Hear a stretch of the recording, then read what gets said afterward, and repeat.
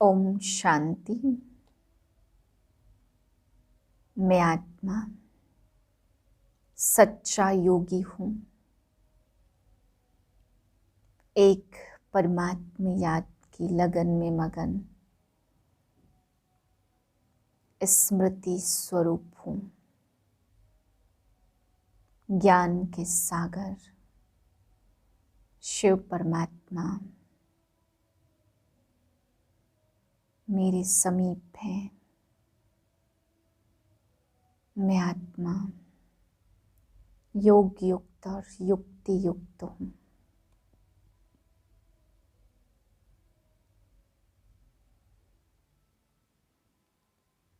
इस स्थिति में आज के महावाक्य सुनते हैं।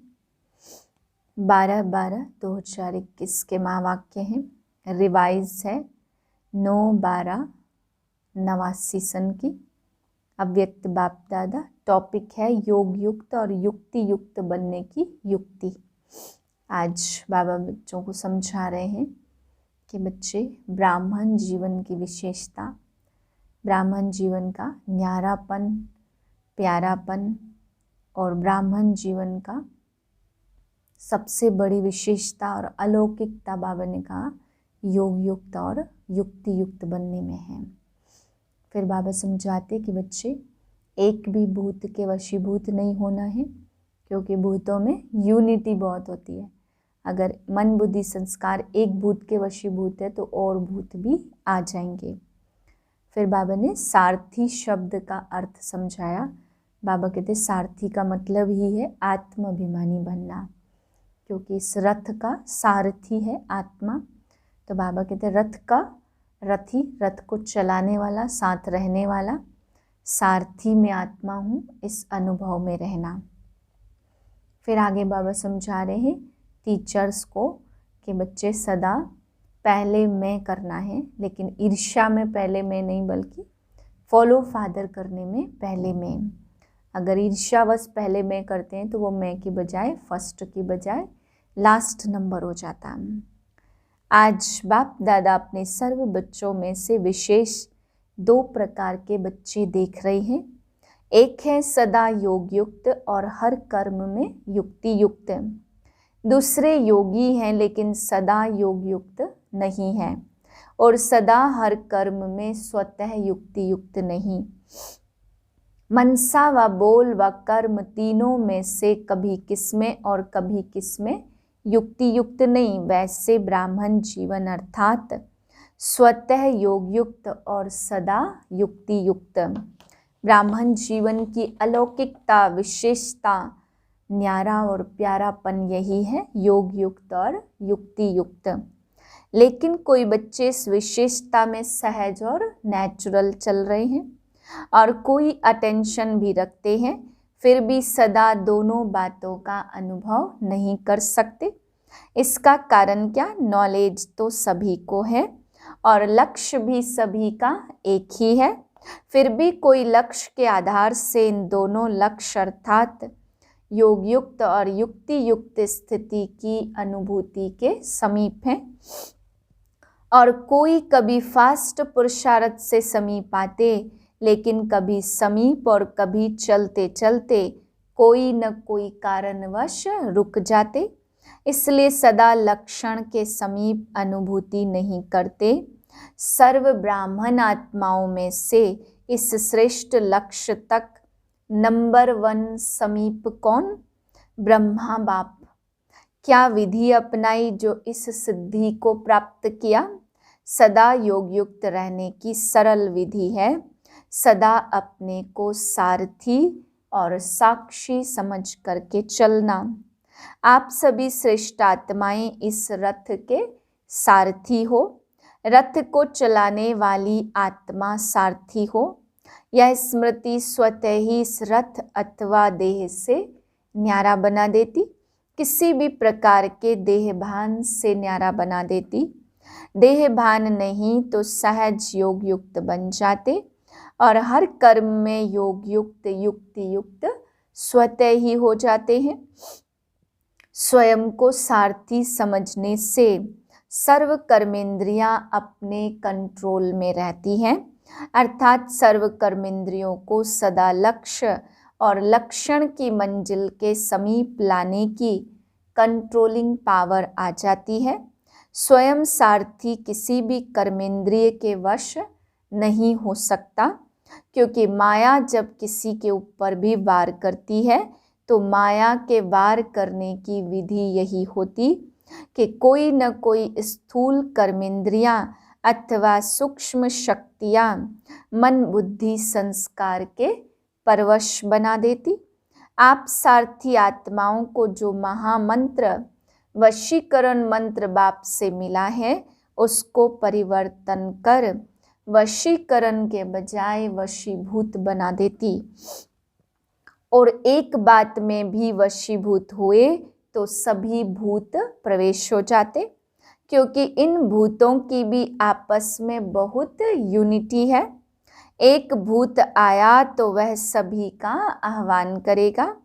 फिर क्या होता, यह भूत सारथी से स्वार्थी बना देते, और आप क्या करते हो, जब सारथीपन की स्मृति में आते हो तो भूतों को भगाने की युद्ध करते हो।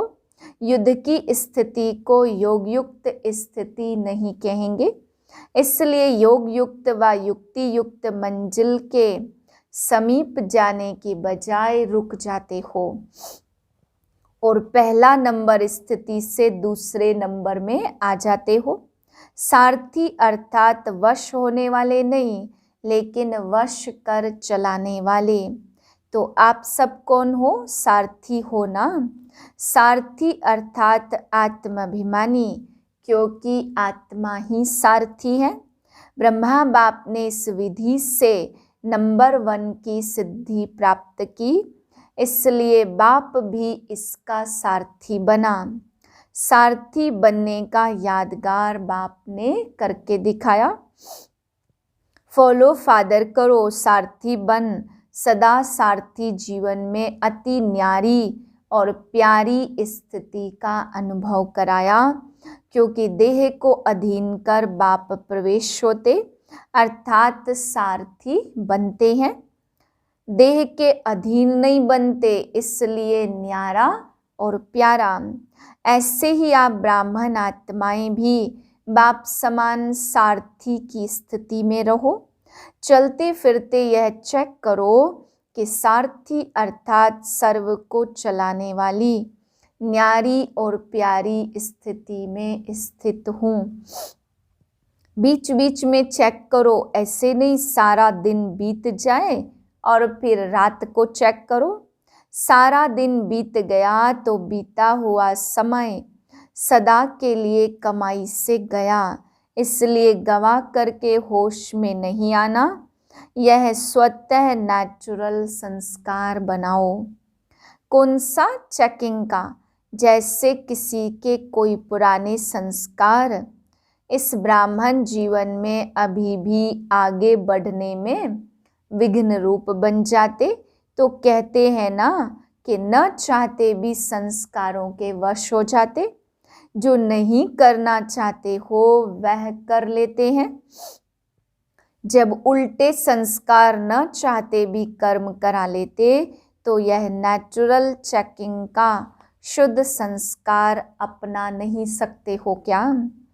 बिना मेहनत के चेकिंग के शुद्ध संस्कार स्वतः ही कार्य कराते रहेंगे। यह नहीं कहेंगे कि भूल जाते हैं या बहुत बिजी रहते। अशुद्ध अथवा व्यर्थ संस्कार है। कई बच्चों में अशुद्ध संस्कार नहीं तो व्यर्थ संस्कार है। यह अशुद्ध व्यर्थ संस्कार भुलाते भी नहीं भूल सकते और यही कहते हो कि मेरा भाव नहीं था, लेकिन मेरा यह पुराना स्वभाव है या संस्कार है।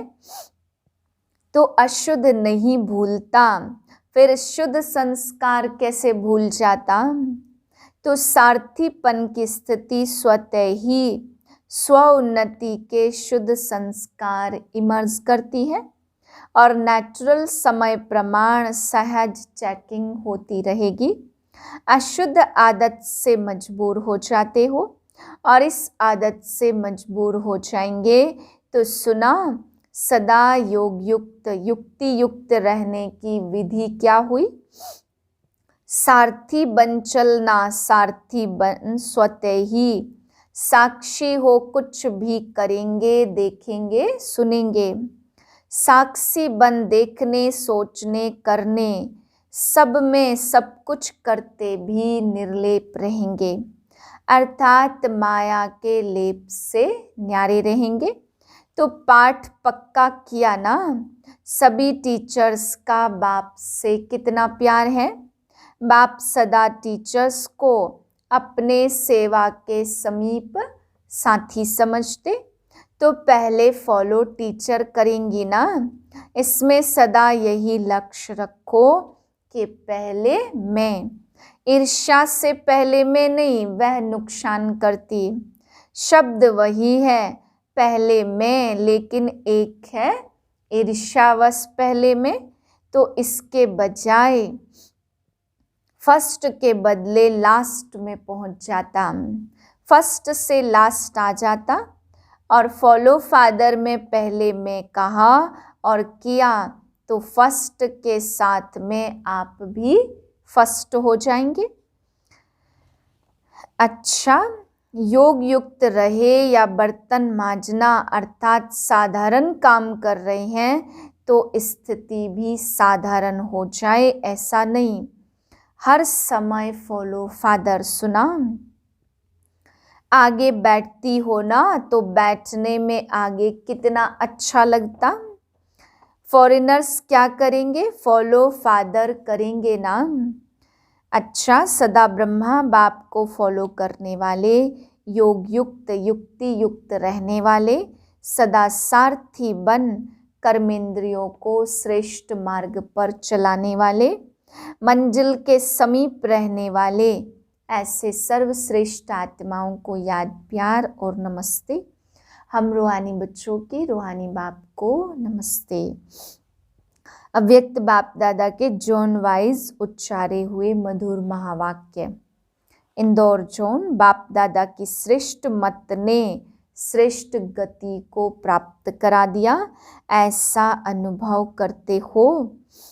इस समय बेहद की अंत मते सो गते श्रेष्ठ हो जाती तो इस समय का यादगार फिर भक्ति में चला आता। इंदौर जोन वाले सभी संतुष्ट हो, माताएं संतुष्ट हो, परिवार में भी लौकिक द्वारा असंतुष्ट तो नहीं होती। अच्छा, वरदान है अपने मस्तक द्वारा तीसरे नेत्र का साक्षात्कार कराने वाले सच्चे योगी भाव। यादगार में योगी के मस्तक पर तीसरा नेत्र दिखाते।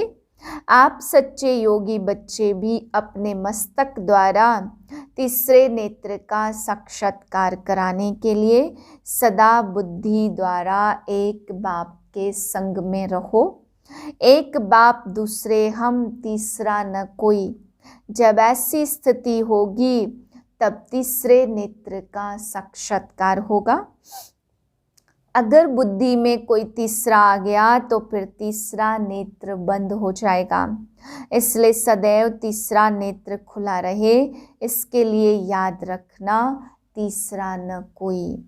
स्लोगन, प्रश्नचित बनना अर्थात परेशान होना और परेशान करना। ओम शांति।